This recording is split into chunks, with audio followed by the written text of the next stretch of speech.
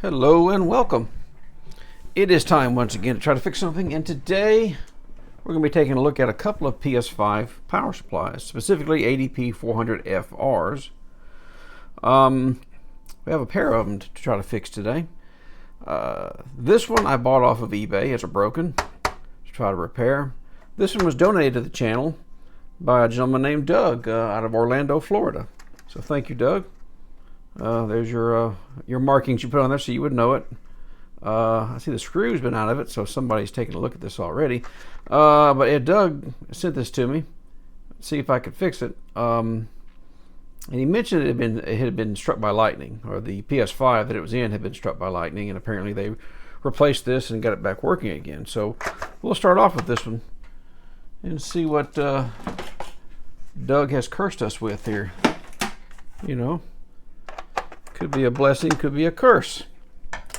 Well, I hate to put you through me prying the covers off of this, so yeah, I'll just try to fast forward through that part, shall I?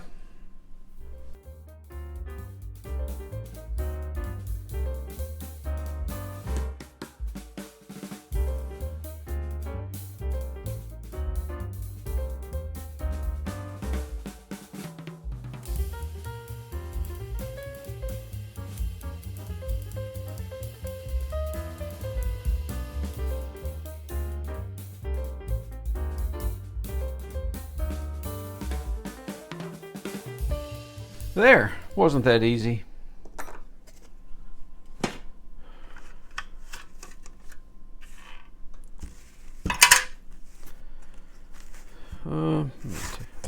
Get rid of the paper towel for now. And again, please don't do this if you're not familiar with working on power supplies, because these things can hurt you.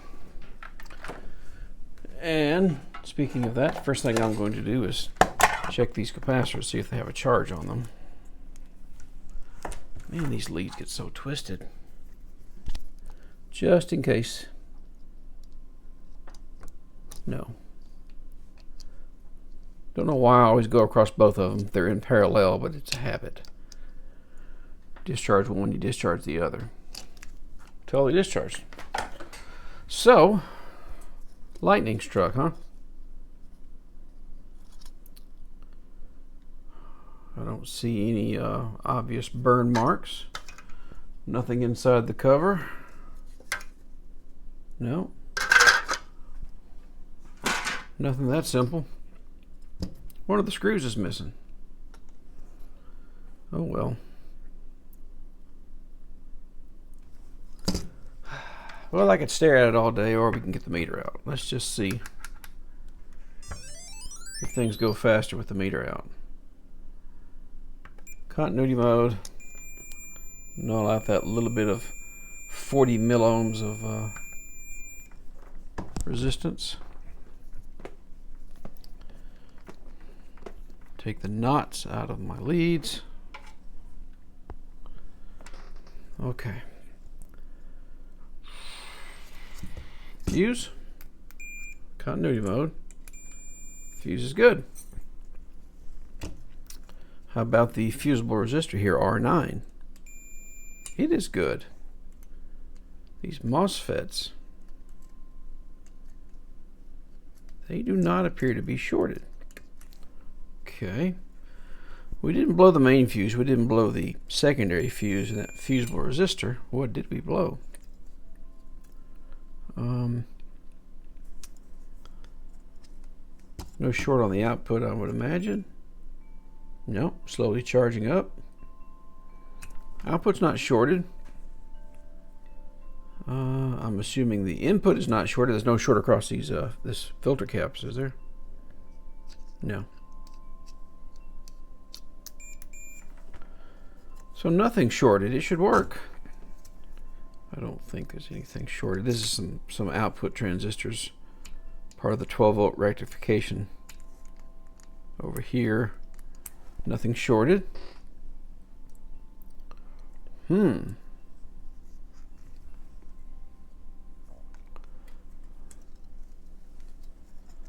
don't think we're going to find anything short as far as large, transistors and stuff, because If something was shorted, we would have blown a fuse. Something would have opened. Something would have to give. What about our DMP-015? Or is that what it's called? Oh, DAP-53. Getting my proprietary ICs mixed up. DAP-053.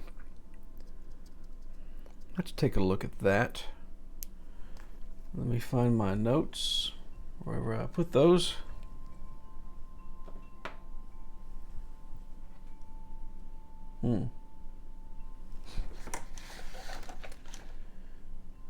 That's from a DR. I know I have taken some notes for an FR, but whenever I go to look for them, I don't find them.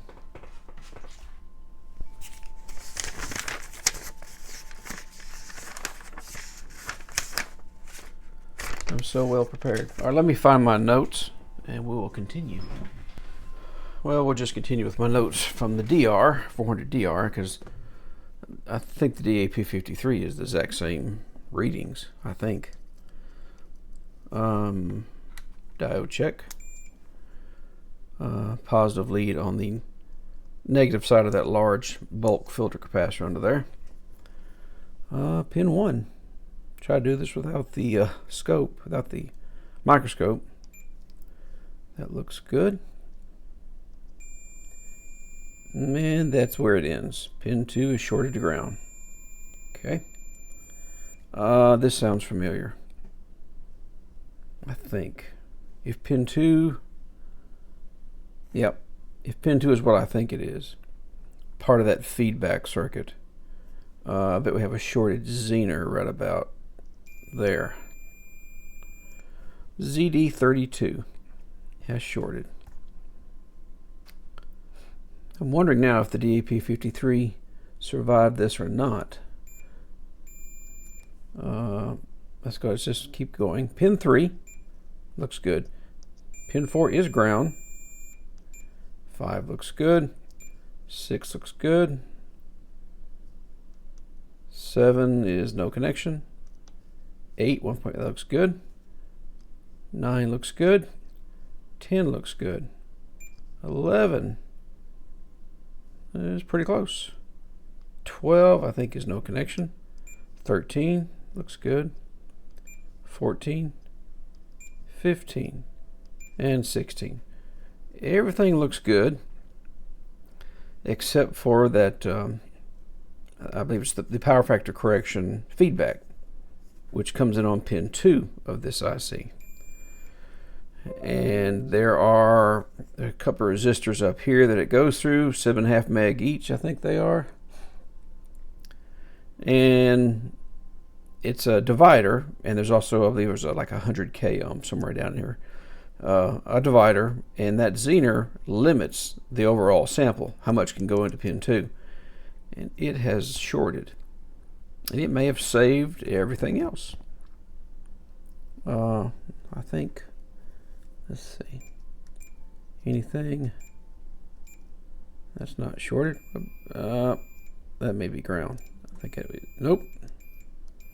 Okay, well, I'm checking on this MOSFET Q34, but it's connected to the same sample circuit, so one of these is shorted. It could be Q34, and it could be that Zener.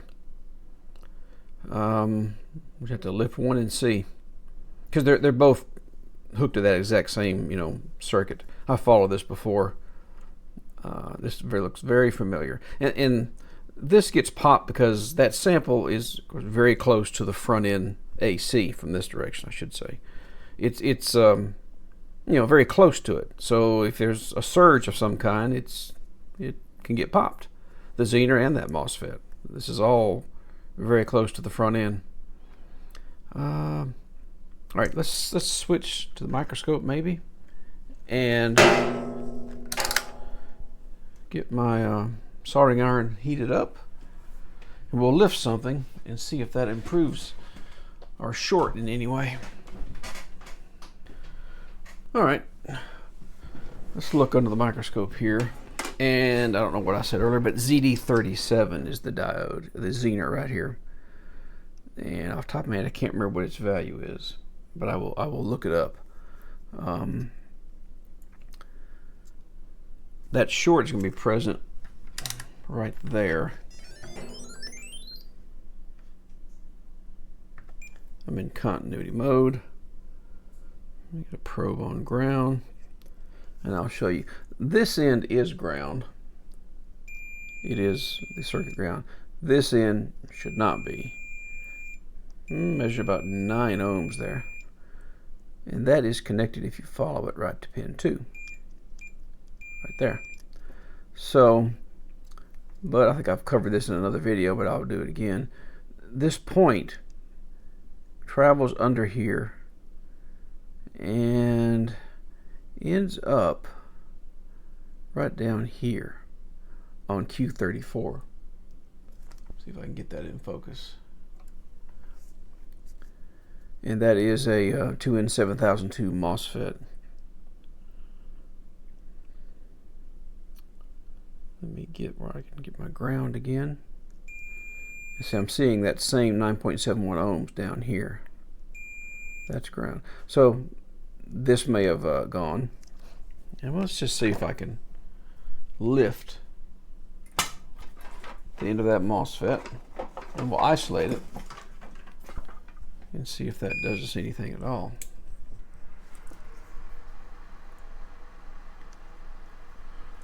Just adding a little bit of leaded solder there to make it easy.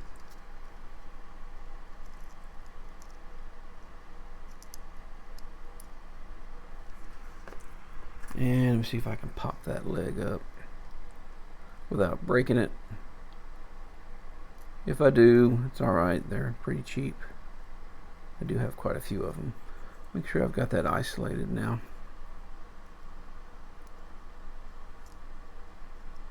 Yep, I believe I do.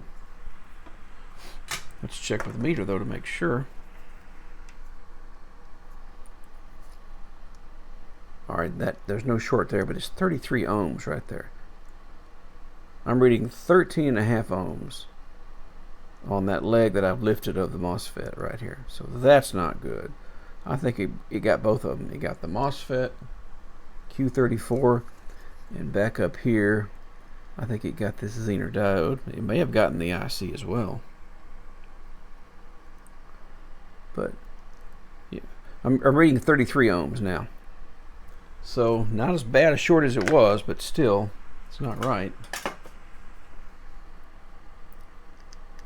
A little leaded solder there. Probably a little flux if I could find my flux. I've got some on my X-Acto knife here because my flux decided to keep running everywhere. Let's see if we can lift one pin of that Zener. Okay. Can I get under it there? Where is my little needle? Might have better luck getting under there with that. Looks like I need to take some more solder off, doesn't it?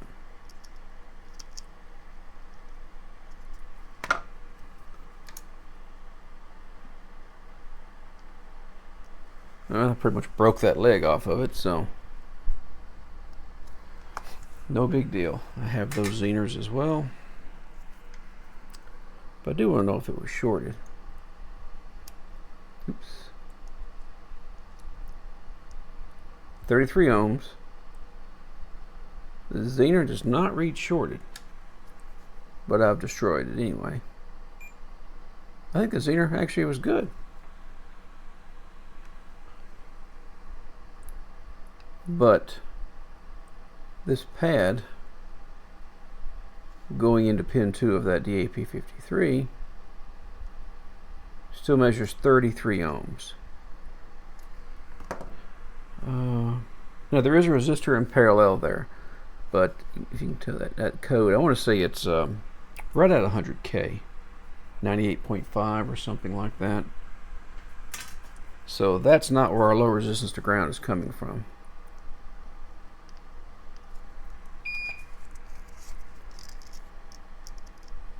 I'm going to lift pin 2.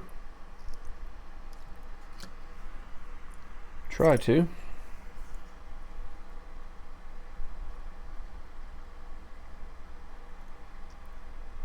Still too much solder on that pin.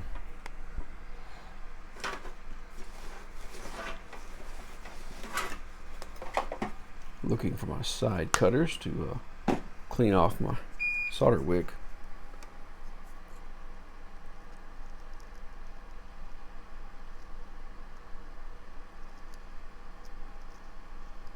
Come on. Did I clear it?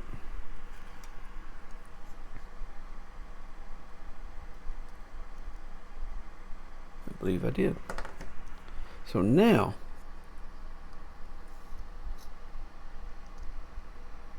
a 100 k ohms, 99.68 k ohms. So I'm reading through this resistor right here to ground. This side is ground. And into the IC, 33 ohms. So yeah, the ADP-400 is dead. So we got to replace this. I got to replace the Zener because I broke the leg on it right there. It's marked. I believe the code on that thing is ZD.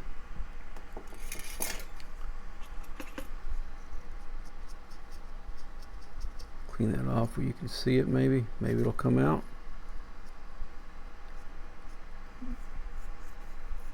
Gotta get the angle just right.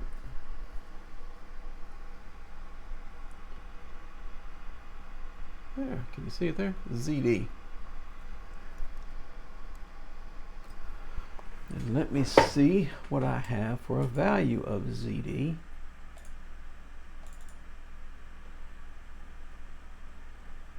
ZD.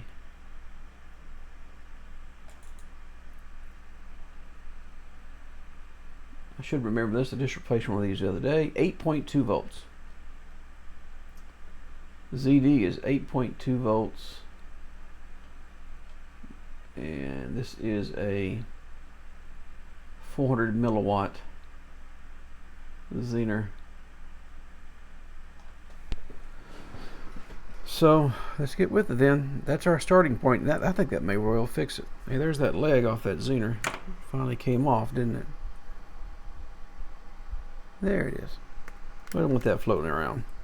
So yeah, a Zener, ADP-400, and the MOSFET. Easy enough.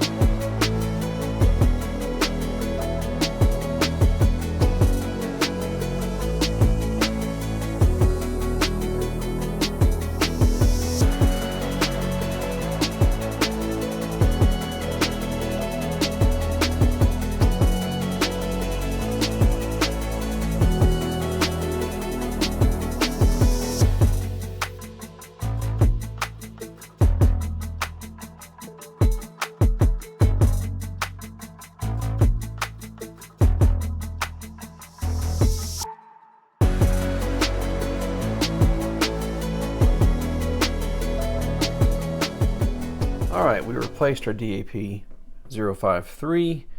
We replaced that MOSFET Q34 and the diode ZD37 because I broke the leg off of it. Now, sometimes what also happens is this MOSFET is connected to this opto-isolator. So that could still be an issue there. And I want to say there's another transistor that sometimes go in a lightning strike. This one, I think it may be this one right here. So we'll find out though. Let's get connected up. Maybe hook our load into it.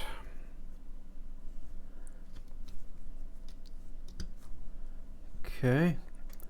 And turn the load on. I think I've got them set for 6 amps. Okay. Let's see what happens, shall we?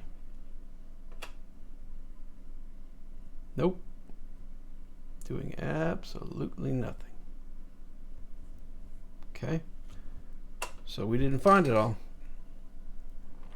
Not too surprising. Like I said, there's another transistor that goes, and I can't remember the number at the moment. I'll know it when I see it though.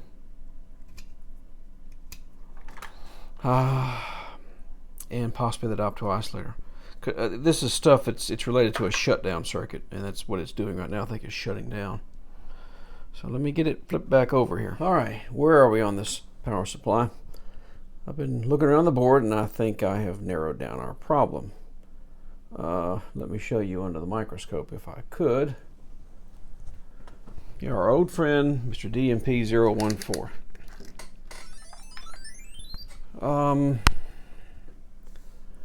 Yeah. Measuring around here, I have some notes. Like between pins 1 and 2, that's 6.7 ohms.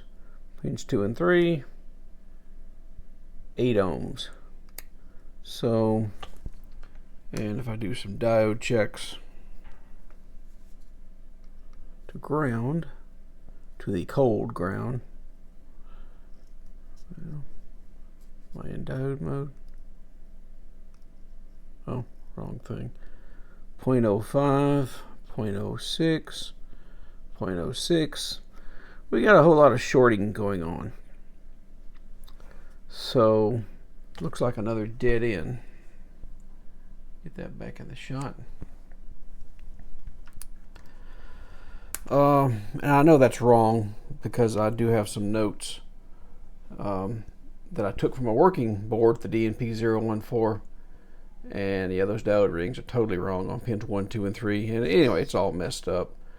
So I tell you what I think I'm going to do though, just to see if we can fix this one. If you remember this power supply from I repaired 3 of them. This has a working DNP-014 right about in there. So what if we just go ahead and remove that one and swap that over here and just see if that brings this supply back to life. You know, maybe it's a little stupid to do that, but I think I'm going to do it for the heck of it. Why not? Let's just see if we can fix this one and bring it back to life. Sounds good? Well, sounds a little stupid, but I think I'm going to do it anyway. Both supplies belong to me, so why not?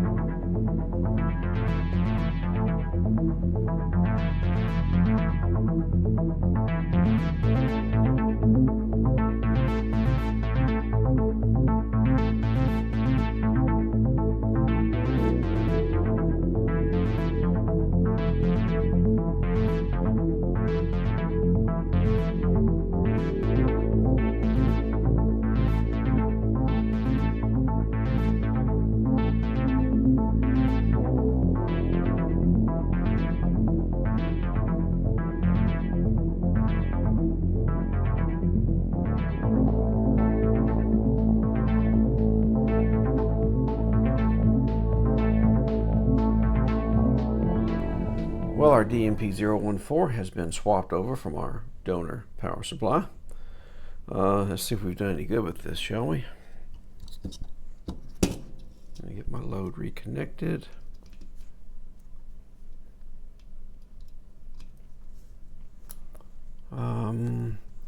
AC, and the AC is off right now.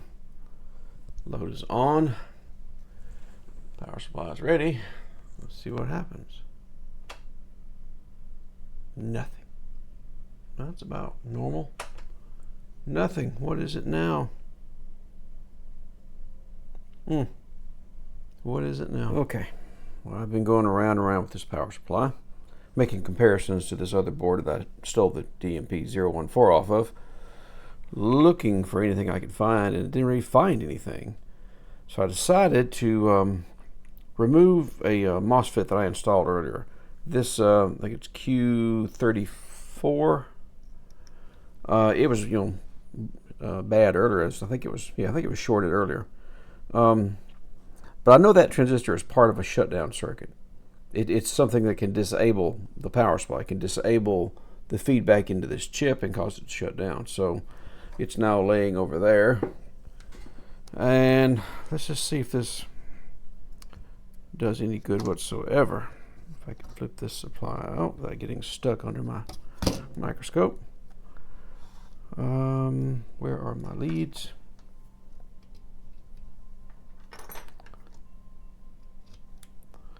All right, get this out of the way so we can see the load there, which is still on. Let's get some AC into it. It is running. Okay, it's running now. So what does that tell us? That MOSFET is either bad, which I don't think it's bad. I just replaced it. That Q30, where that right there, Q34, I think it is. The same one on this one, if I can zoom into it. That one right there, Q34. But it's part of a shutdown circuit, and it's apparently being triggered to cause a shutdown. And that control, which I can show you over here, it comes from, I believe it's this opto-isolator up here. And so, of course, it's controlled from the DMP-014 side. You can see this is the pin 1, the anode of that opto-isolator. If I'm not mistaken, there's a signal that comes in through here, and that turns on that MOSFET right there. So, apparently it's being turned on. Now I have to figure out why. I don't know why it's being turned on, unless the opto-isolator is bad itself, which is a possibility. I have not changed it.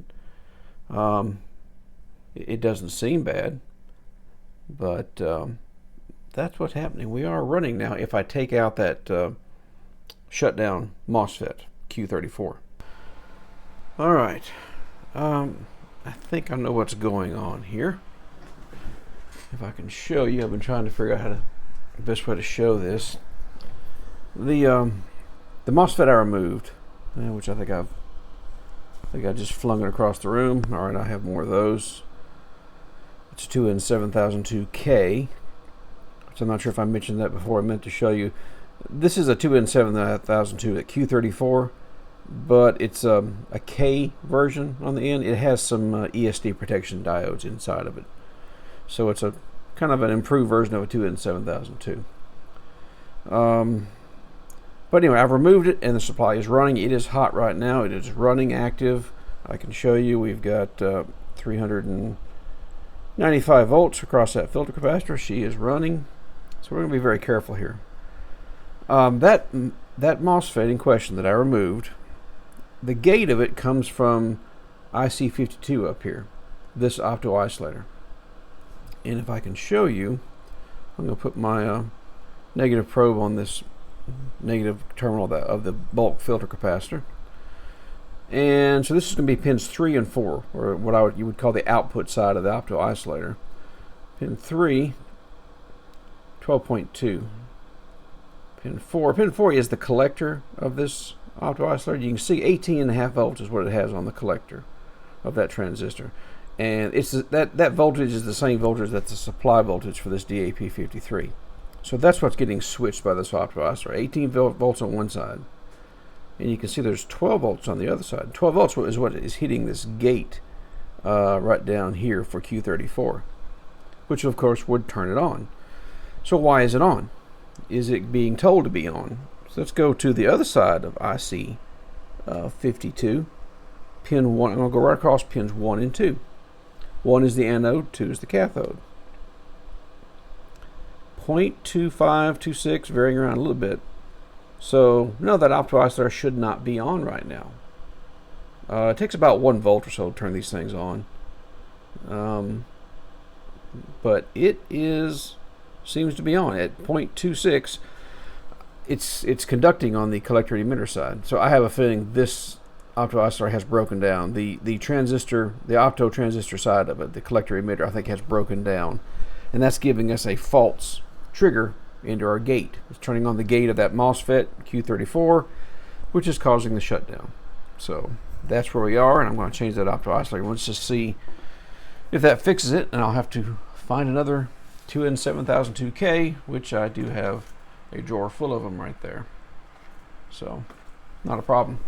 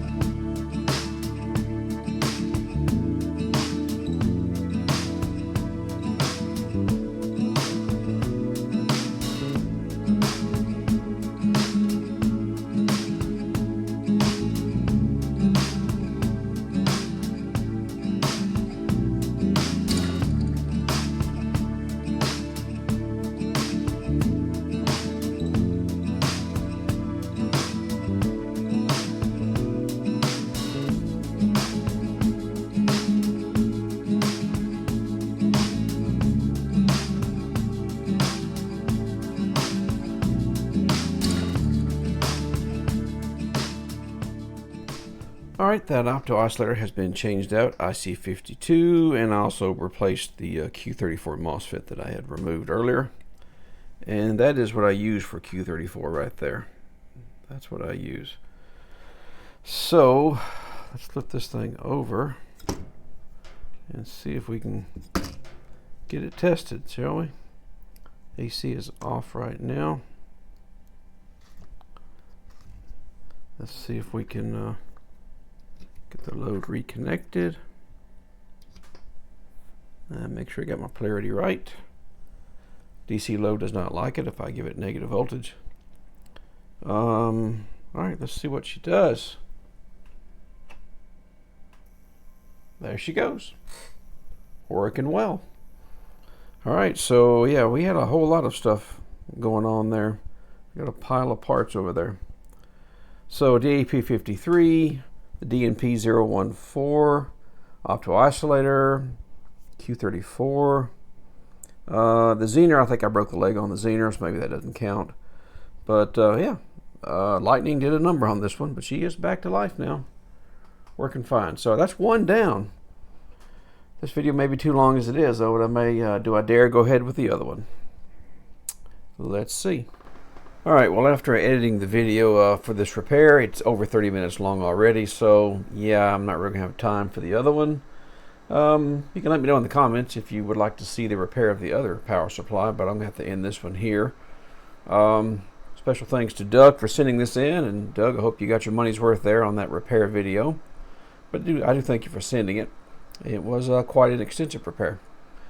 Well, I hope you liked that one, thought it was somewhat interesting or educational, entertaining, or any of the above. If you did, please give me a thumbs up, and I will see you in the very next repair. So long for now.